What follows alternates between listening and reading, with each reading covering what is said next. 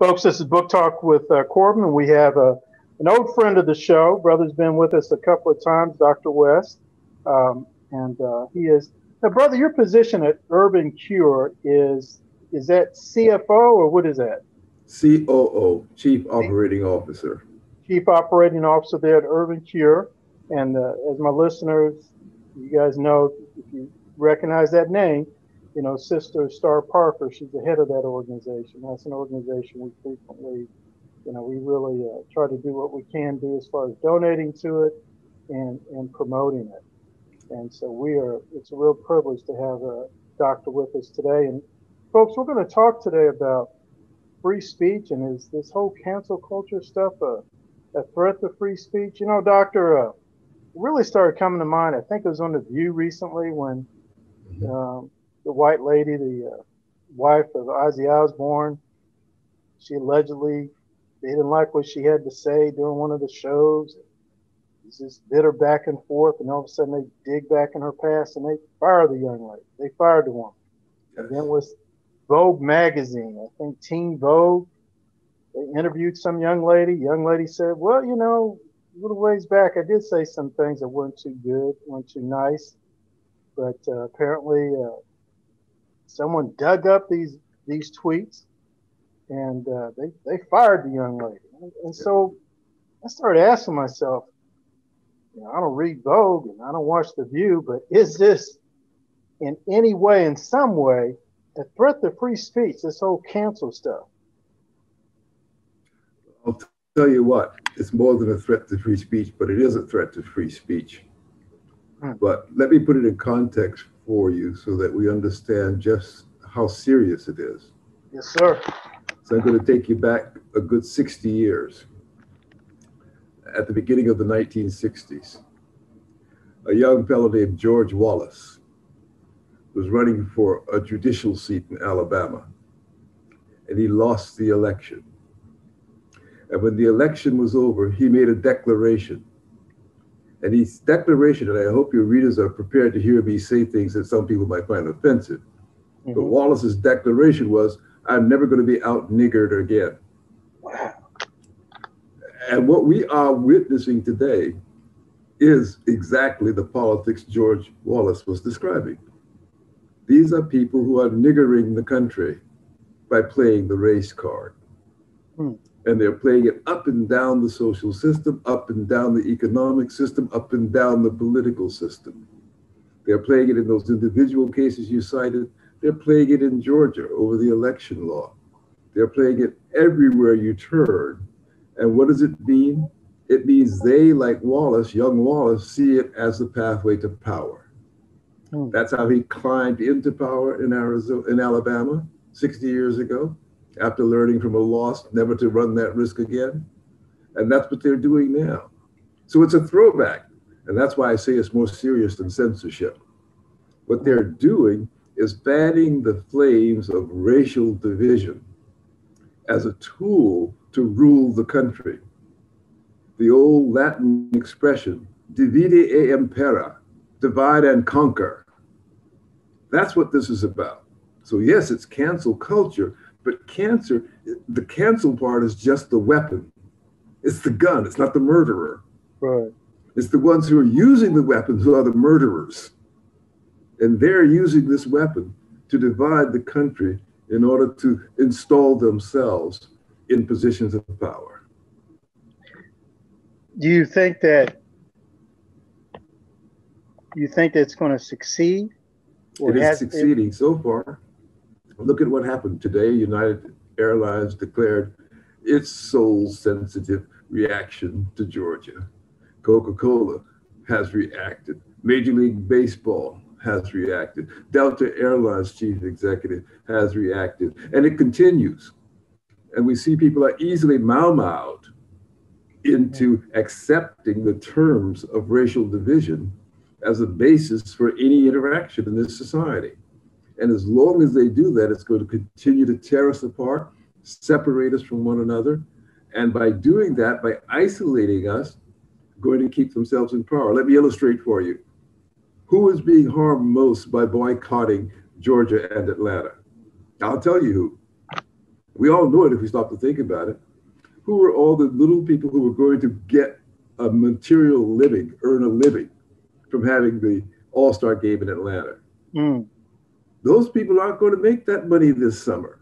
That's right, brother. And across the board, the people who are going to be hurt are especially people who live in urban areas. They're especially people who look like me, people of modest means. Do the people who are boycotting it, the CEO of Coca-Cola, the CEO of Delta Airlines, do they know that? Yes. They know whom they're hurting. So ask why they're doing it. Why are they doing it, brother? Because it's the way to keep people down and keep the country divided. It's that simple. That's why they're doing it. It is a clever game and a dangerous game.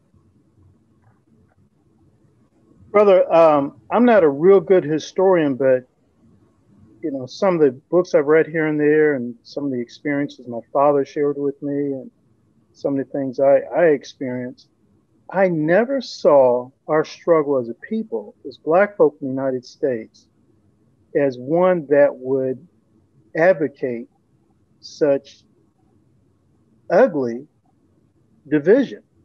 That's correct. That's correct. And so when you see people like Black people lining up to play part in this game, you wonder what's going on, right? Yes. You see Stacey Abrams, one of the ones pushing this. You say, well, what's going on? Because anybody can see that in this game, Black folk are just the pinballs. They're the things being shot around the board, hitting things, bumping into things. They're not the ones at the controls. Right. And so obviously, people like Abrams and others, Southern Poverty Law Center, and many others whom we could name, people like the new senators from Georgia and still others, they are playing this game either out of ignorance or worse, cupidity, because this is how they find their individual path forward at the expense of their brothers and sisters. What should the masses of folks, how should we respond? What are some ways we can respond to this or deal with this? Well, as I say in the company, we're going to stop buying Coke products until Coke apologizes to our brothers and sisters whom they're hurting in Atlanta. That's how I start out. Making, in our case, a business decision as individuals, personal decisions, because we don't have to ratify this. We don't have to line up and vote for it. We don't have to spend money that keeps us in a stranglehold. And that's what it turns out to be. So I'll find somewhere other way to fly than Delta Airlines. And I won't fly United if they're going to follow the path of Delta. There are other airlines around. I mean, you have to start making real decisions if you care. And you have to even put yourself to some degree of discomfort if you care. But if you're so craven that you just have to have the things you like to have, no matter what kind of indignity you suffer, what kind of insult you suffer, what kind of deprivation you suffer, and you're going to go along with it, then you cannot hope for anything better. And I know with some people I speak to, behind closed doors, they're very supportive of what I'm doing. Yes. They'll hand me a check or two. They'll introduce me to somebody who'll give me a check or two so that I can continue doing what I'm doing. But I had one brother just flat out tell me, I can't afford to lose my job. Yes. You know, to go public in stating, you know, his honest opinion. He said, I can't afford to lose my job. Is that to some degree just as bad as the government saying, hey, no, you can't say that? Oh, it's just as bad and even worse. And I'll tell you why it's worse. Because when the government says it, you can go to court. And you can ask the judge at least to say the government is wrong. But when a university does it, when a big corporation does it, when a private charity does it, and all these other organizations outside of government, they can actually stifle you and shut you up, and they can't be at all gotten back at for doing so. You can't go to court to get even with them. Yes, if it's a public university, you can sue them. If it's a private university, you won't get very far trying to sue them. So yes, they could cancel you, censor you, and they can fire you. Look at how many people are being fired. Not just these prominent celebrities, but even people at Smith College, for example. Yes. These were the cafeteria workers and the janitors, etc., who were put through this critical race instruction for something they weren't even guilty of, and others fired just for being in proximity to them. Yes, so yes, this is tyranny, brother. This is what tyranny looks like. And it may be that it's a small scale now, but remember, it always starts out small. It takes time before it snowballs and then engulfs a whole community. Right. Are you optimistic that as a culture we'll eventually sort of beat this down, beat it back? I wish I were, but I'm not. And the reason I'm not is because of what you just said about the brother who didn't dare risk his job. Because I am increasingly of the opinion that America has no future independently of being rescued by Black patriots.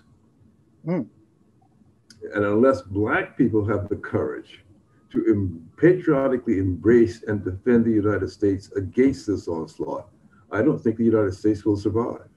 Wow. So you say Black folk in general and Black conservatives in particular? Black patriots. Black patriots. There must be an open and profoundly passionate expression of love for this country by Black people to save this country. And if that is not forthcoming, I don't think this country survives. Wow. Brother, I'm going to end on that note, even though it's a little solemn, but to some degree, it's really inspiring too. Because, you know, I mean, if I can do that, I can do that much. Yes. And hopefully many other Black folk would just say, you know, yeah, I can do that much. Yes. And I need to do that much. That's exactly it. Yeah, I need to do that much. Brother, tell me some of the websites where people can go to buy your books in particular. Well, my first website, of course, it's unfortunately hasn't been refreshed in a while, but it's still WilliamBarclayAllen.com. Okay. So that's with a name spelled out without any spaces, WilliamBarclayAllen.com. That gives you my background. Lots of my essays are posted there, and my books are listed there. And there have been a couple of books since then that I haven't added yet because I've been preoccupied doing other things. But that will get you started, and you'll figure out how to get in touch with me. Great, great. And I want to encourage my listeners to do that, to go to that website and to start reading more and more things by this brother, because we're going to have to be intellectually armed to do what he's just called us to do. Patriots, Black patriots, to stand up and to do what we need to do, say what we need to say to save this country from tyranny, point blank, from tyranny. Brother, as always, it's been great. I will be in touch. Thank you again so much. I thank you. It's really always a pleasure to spend some time with you.